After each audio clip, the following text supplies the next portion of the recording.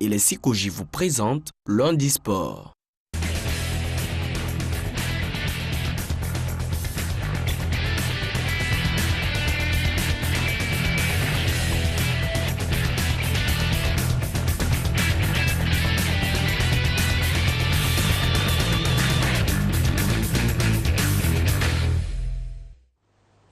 Bonsoir à tous.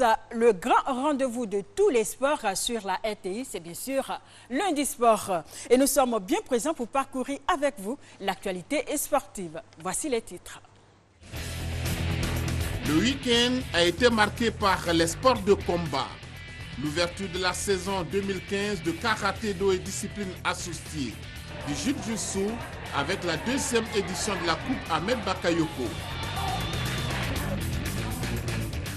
Scrabble, FISFAO Abidjan 2015, 15 pays prennent part à la 4e édition.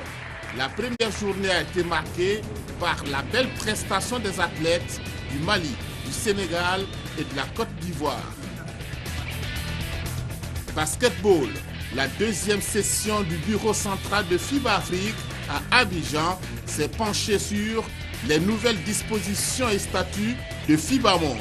La session a été présidée par le président de FIBA Monde.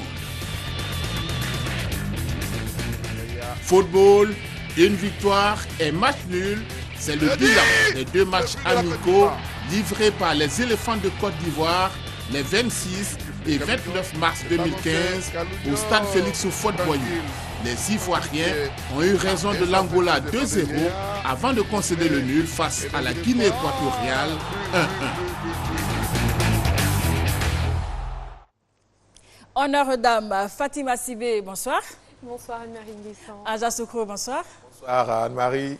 Bonsoir Charles Dago. Bonsoir Anne-Marie. Vous êtes avec nous pour toute cette émission. Nous allons commencer bien sûr par le deuxième match amical international de la Côte d'Ivoire. Un très beau test de la Côte d'Ivoire face à la Guinée équatoriale. Un but partout. Nous allons voir le résumé de Ange Assoukro. Le Nzalang national de Guinée équatoriale a opposé une résistance farouche aux éléphants de Côte d'Ivoire, champions d'Afrique. Même si le début de rencontre est bien maîtrisé par les Ivoiriens, les 4e à la dernière Coupe d'Afrique des Nations vont progressivement gêner les éléphants. Sur une action rondement menée à la 12e minute, Iban Edou frappe de toutes ses forces et bat un Sayouba Mandé resté scotché sur sa ligne. 1-0 pour la Guinée équatoriale à la pause. Les champions d'Afrique poussent en deuxième période pour refaire leur retard. La défense équato-guinéenne résiste. La Côte d'Ivoire a un coup franc. Yaya Touré le tire. Felipe Ovono ne peut que repousser. Siakatiene Chico sert Max Gradel qui égalise. Comme à la CAN 2015 face au Mali, Max Alain Gradel permet aux éléphants de sauver le point du match nul. Les Équato-Guinéens ont été un bon test pour les champions d'Afrique 2015. Aja Soukro, un très beau match des éléphants de Côte d'Ivoire face à une très belle équipe de la Guinée équatoriale. Oui, une belle équipe assurément de la Guinée équatoriale. La Guinée équatoriale qui n'était pas venue à Abidjan pour faire la fête comme les Ivoiriens. Il faut voir déjà les joueurs qui sont venus à Abidjan pour participer à cette rencontre. En dehors de l'attaquant de Pointe-Émile Nsoué, tous les autres cadors de l'équipe de Guinée équatoriale étaient là et véritablement, ils ont donné du fil à retordre à l'armada ivoirienne. Les champions d'Afrique ont trouvé à qui parler. Les Équato-Guinéens ont montré que 4e de leur Coupe d'Afrique des Nations, ce n'était pas dû au hasard. On a vu une belle équipe. Il ne restait pas assez de temps pour que cette Guinée équatoriale finisse par gâcher la fête aux Ivoiriens. Heureusement qu'est arrivé Max Gradel en deuxième période, qui a su mettre ce but tant attendu et qui, somme toute, a fait tout de même plaisir à l'ensemble des spectateurs et des téléspectateurs qui ont suivi ce match. Fatima Sibé, vous étiez au stade avec nous et vous avez pu voir cette belle prestation des deux équipes. Mais là, nous sommes restés sur notre fait parce que les éléphants, on attendait beaucoup plus de buts de la part de nos Pachidem. C'est vrai qu'on attendait beaucoup de buts de la sélection ivoirienne, mais je suis d'avis avec Ange. La sélection de la Guinée équatoriale n'avait apparemment pas le match amical en sa tête, mais plutôt un match de grande compétition. Et justement, on a vu en première période, ils ont attaqué. Et ce petit gabarit vivace de 19 ans, Iban Salvador Edo, qui évolue donc en équipe B de Valence, en était la parfaite illustration. C'est d'ailleurs lui qui écœure et démoralise les Ivoiriens en inscrivant le but donc de la Guinée équatoriale, et à noter également la grosse performance du gardien Ovono. Et évidemment, c'est grâce à lui que l'équipe de Guinée équatoriale n'a pas encaissé plus de buts, parce qu'il a été juste impérial sur ce match. Charles Dago, vous étiez aussi, bien sûr, au stade Félix Houphouët-Boigny. Que dites-vous de cette rencontre entre la Côte d'Ivoire et la Guinée équatoriale? Écoutez, je pense bien que le reportage Ange exprime mieux tout ce que nous avons vécu dimanche dernier. Mais il faut retenir une chose, c'est que les éléphants étaient venus durant ces deux rencontres-là pour participer à une fête. D'abord, ça c'était le plus important. Et à leur niveau, je dirais que ce n'était pas une question aussi sérieuse comme c'était à l'esprit des Équato-Guinéens. Dans un premier temps, il fallait venir jubiler avec le public ivoirien. Dans un second temps, il fallait pouvoir accompagner, je dirais, Kopa Barry et Kolo dans leur nouvelle, je ne dirais pas fonction, mais dans ce qu'ils ont véritablement embrassé aujourd'hui, c'est-à-dire la retraite internationale. Ouais. Et puis l'autre côté, au niveau des dirigeants ivoiriens, il y avait aussi quand même la commémoration du 6e anniversaire. Donc je veux dire qu'il y avait tout un tas de choses qui militaient en la faveur de cette équipe équato-guinéenne-là pour pouvoir donner du fil à retordre à l'équipe nationale de Côte d'Ivoire. Mais ceci dit, on a assisté à une très belle petite rencontre. Merci Charles. Nous aurons le temps tout à l'heure de revenir en long et en large sur cette belle rencontre qui a opposé la Côte d'Ivoire à la Guinée équatoriale. Mais avant, joueurs et entraîneurs se sont soumis aux questions des journalistes. Vous le devinez, il s'agit bien sûr de la conférence de presse qui a été suivie pour vous par Salif Ouattara. Classé 4e après la CAN Malabo 2015, le Nzalang national a tenu tête à la Côte d'Ivoire, championne d'Afrique en titre, sur un score nul 1-1. En conférence de presse d'après-match, le sélectionneur argentin de la Guinée équatoriale, Esteban Baker, revient sur cette performance de ses joueurs. Primero felicitar a Côte d'Ivoire. Je tiens à remercier en avant le coach Hervé Renard. Il a démontré que c'est un grand coach avec ses joueurs. Ainsi même, je dois féliciter et remercier mes joueurs pour qu'ils ont tenu un échec avec les champions d'Afrique. Ils ont battu comme des lions.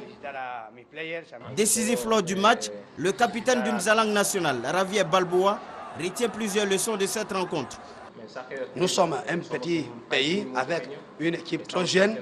Je tiens à féliciter mes compagnons et dire qu'au futur, on continuera à faire...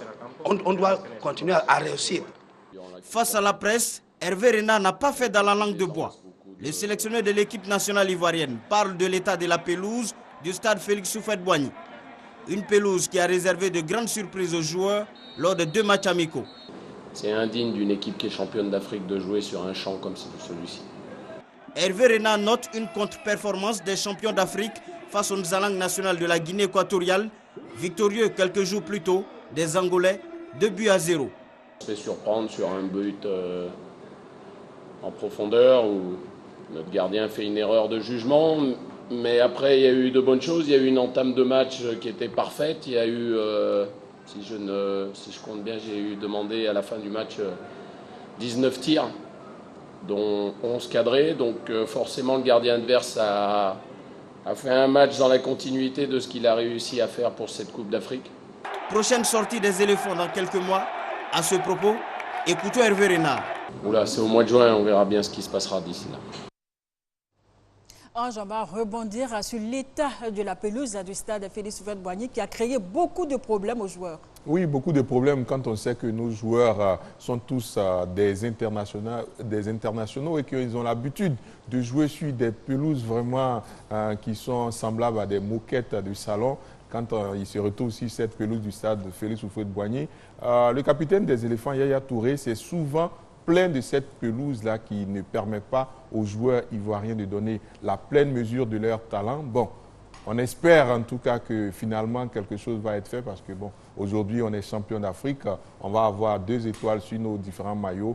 Il faut vraiment que quelque chose soit fait, soit refaire la pelouse totalement ou alors construire un stade digne du rang de la Côte d'Ivoire. Mais bon, avec l'obtention de la CAN 2021, on espère que c'est des problèmes qui vont se résoudre au fur et à mesure. Charles Dago, vous avez été un bon footballeur. Alors, quand vous jouez sur une pelouse telle que celle du stade Félix Houphouët-Boigny, c'est vraiment difficile, comme on l'a constaté avec nos joueurs. Bon, d'accord, je dirais que lorsque nous jouons ici, d'accord, pour nous, c'était une belle pelouse. Hein.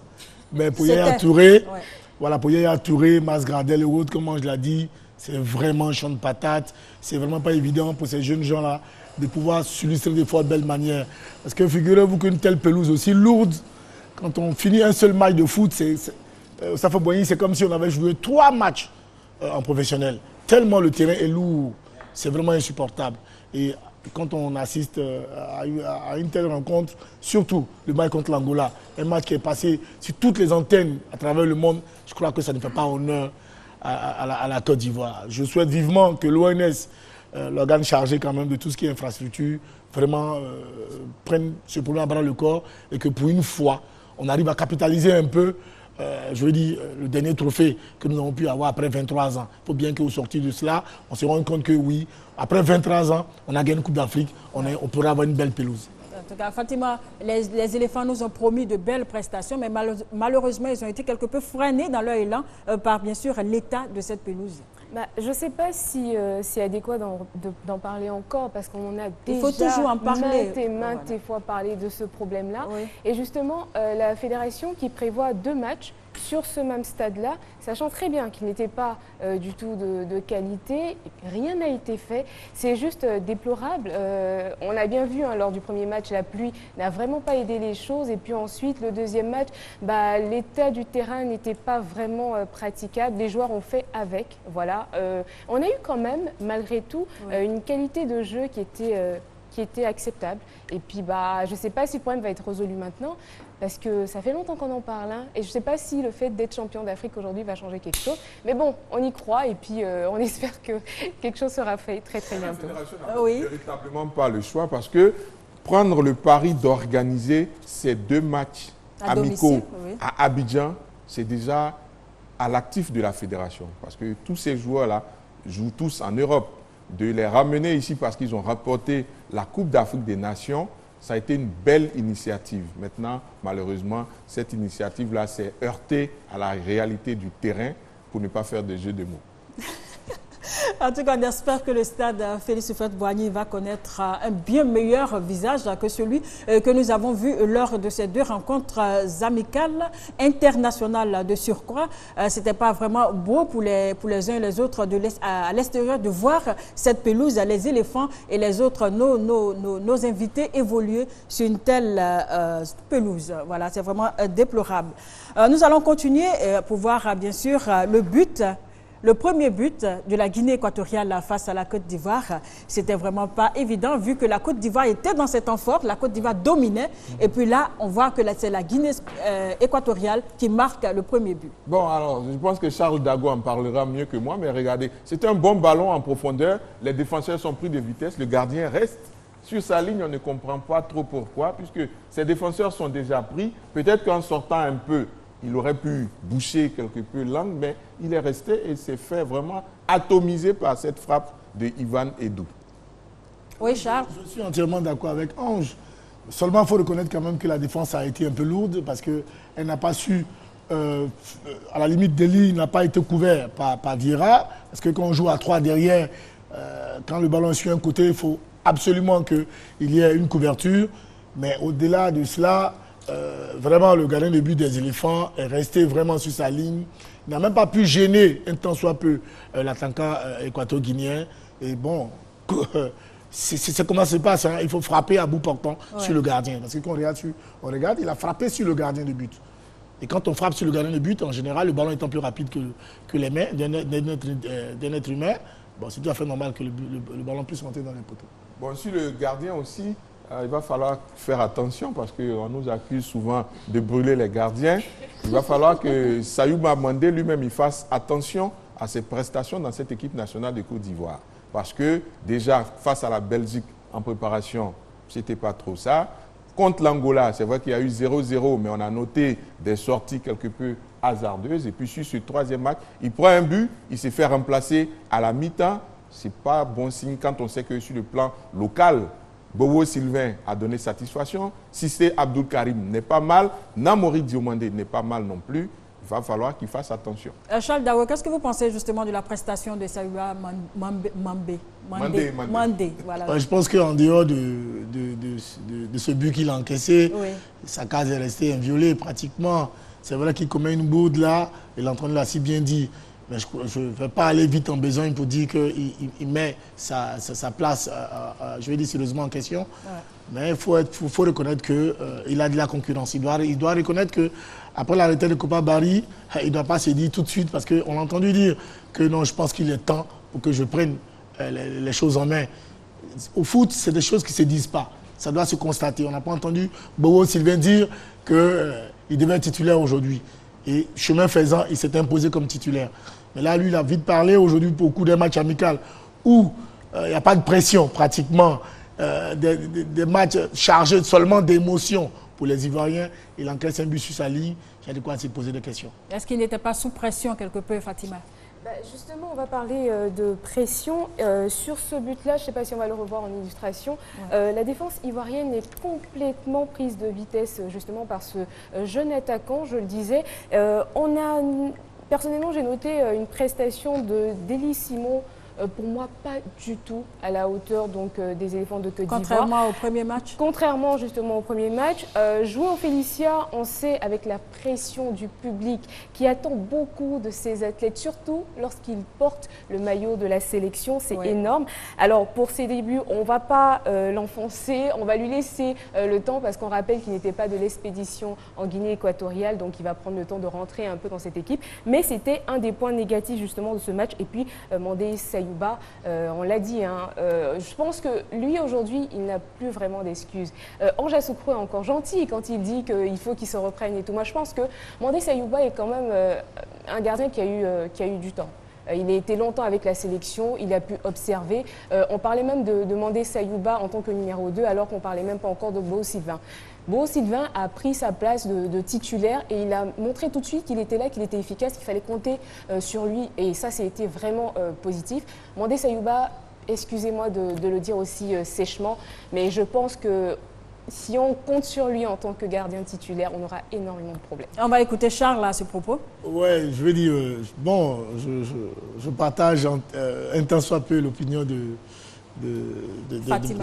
ma patronne, mais je veux dire, je l'ai dit tantôt, c'était 2 matchs chargés d'émotions. Je voudrais qu'on restitue les prestations des uns et des autres dans ce contexte-là. Voilà, il faut le comprendre.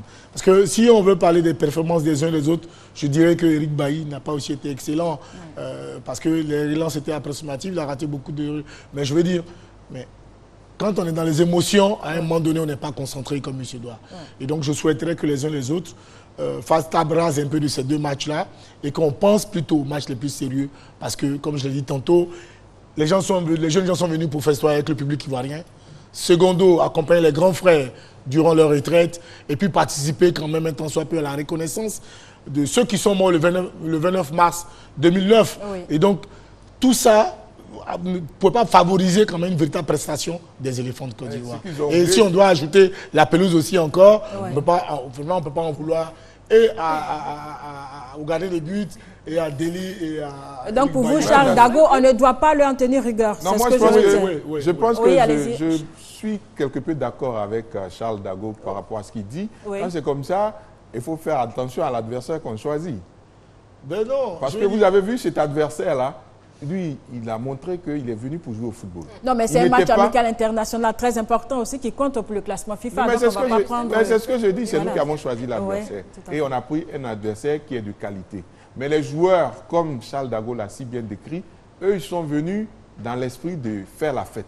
Mais la résistance, c'est-à-dire que le football qu'a développé l'équipe équato-guinéenne a montré aux éléphants que, bon, la fête d'accord, il fallait faire le match d'abord et faire la fête ensuite. Et on a vu les réactions de l'entraîneur Hervé Renard, qui était assez nerveux, qui, voilà, je pense que ce n'était pas forcément uniquement à cause de la pelouse. C'est parce que aussi l'équipe équato-guinéenne faisait déjouer les éléphants. Donc la fête, bien sûr, mais il y a beaucoup d'Ivoiriens qui ont regardé le match, qui n'étaient pas contents de la prestation. Pourtant, ils savent bien que les gens étaient venus faire la fête. Mais donc, on regarde le côté festif, bien sûr, mais on regarde aussi que, bon, ils nous ont rappelé un peu ce qu'ils faisaient avant de se sublimer à la CAN.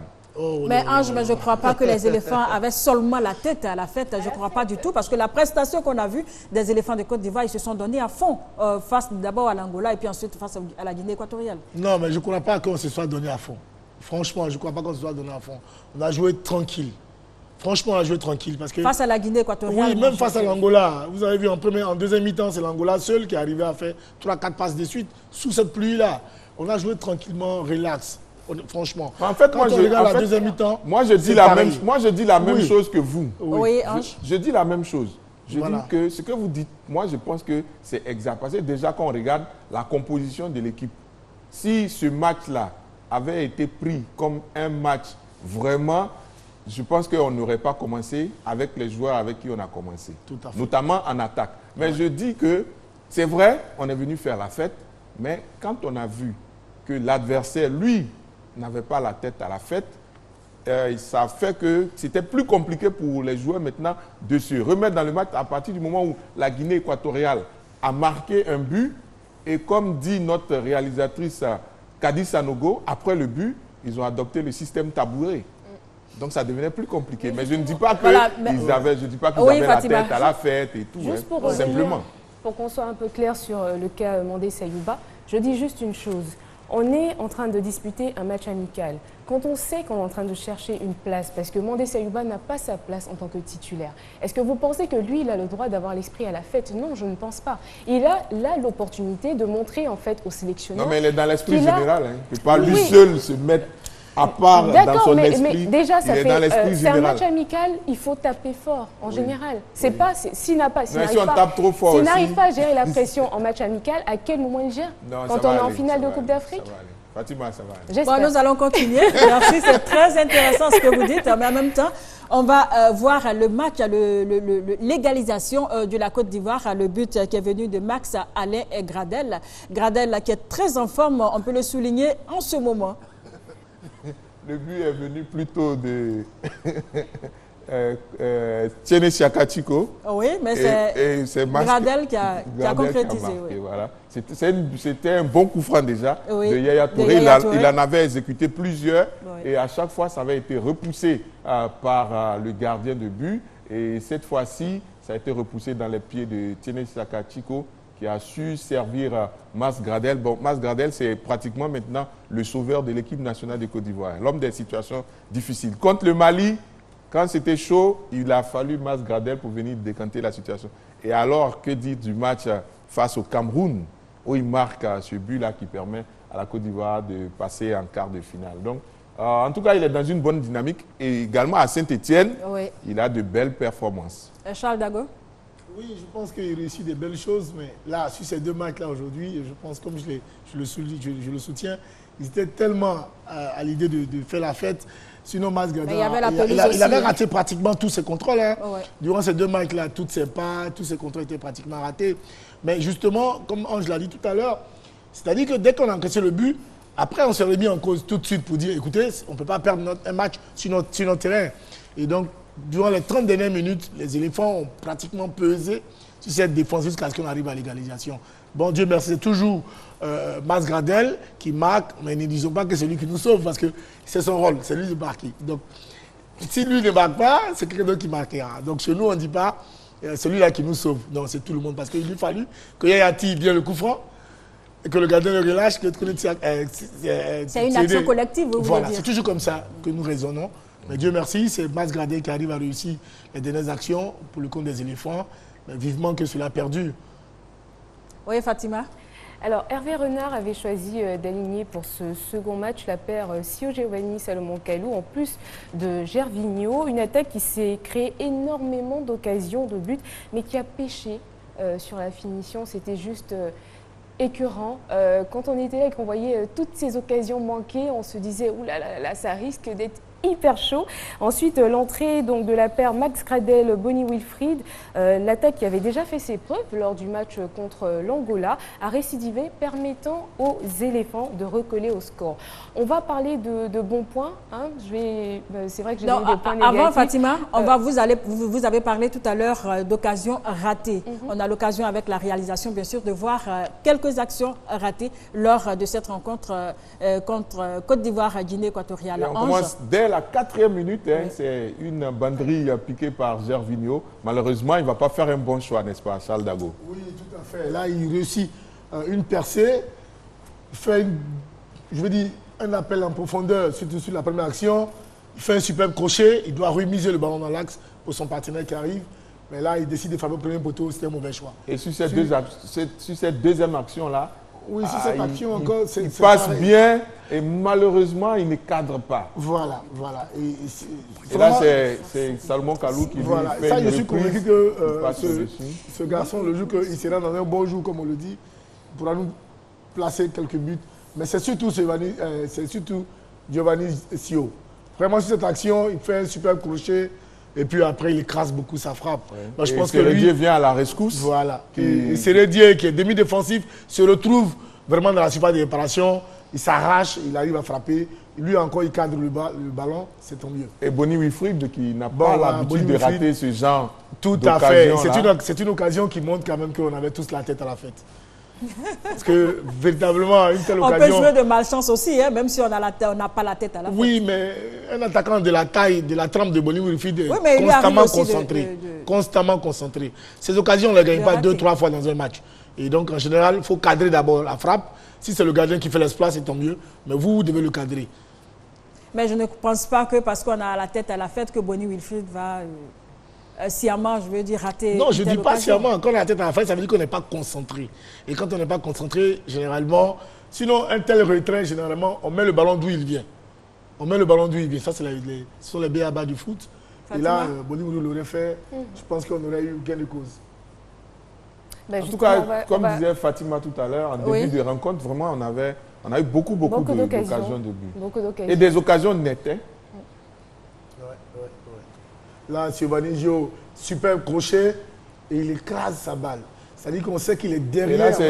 Mais Geoffroy Seredier, il aurait marqué ça, le but de sa carrière. Hein. Ouais. Mais là, écoutez, c'est une frappe même de défenseur parce qu'il a pratiquement taclé le ballon avec force. Il aurait été un attaquant, je suis sûr qu'il aurait vraiment mis un peu plus de force. Voilà, vous voyez, ce ballon-là, on le remet au premier poteau d'où il vient. Généralement, le gardien reste pour toi.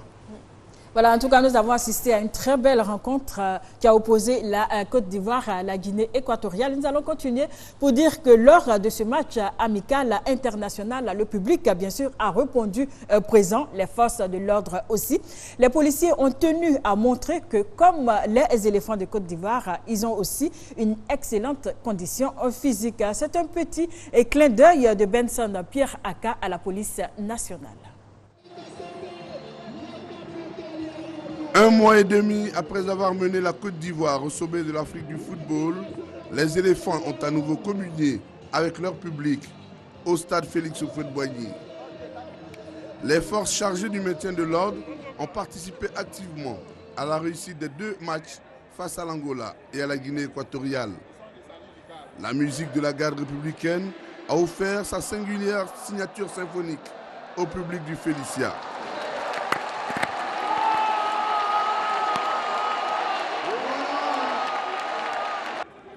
Mais c'est surtout la police nationale qui a parfaitement assuré la sécurité autour et dans l'enceinte sportive du plateau.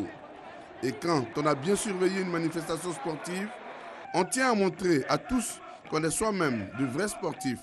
Alors, plutôt que d'emprunter leur véhicule de service pour le retour, les éléments de la police, tout en chanson, ont regagné la préfecture de police, leur base, à pied, au pas de course et dans l'ambiance prolongée du Félicia.